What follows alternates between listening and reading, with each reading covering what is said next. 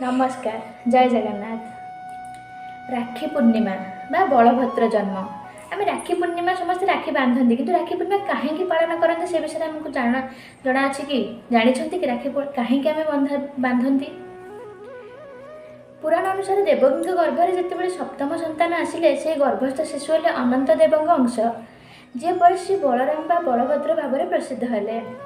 भगवान जोगमाया द्वारा से गर्भ को देवकी गर्भर रोहिणी गर्भ को स्थानांतर करा जायथिला। भगवान तो से जहाँ चाहिए से करें।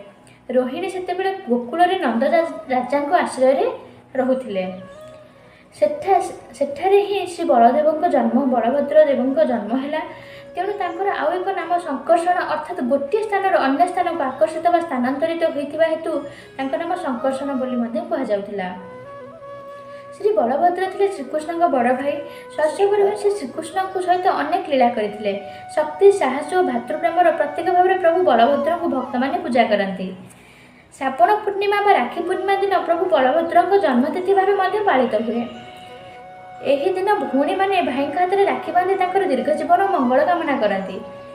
भगवान श्रीकृष्ण और बलभद्र प्रेम एत निबिड़ थिला जे भाई भाई संपर्क आ सुभद्रा संपर्क से दिन को राखी पूर्णिमा भाव में पालन करा जाए। रही नमस्कार। जय जगन्नाथ। जय बलभद्र। जय।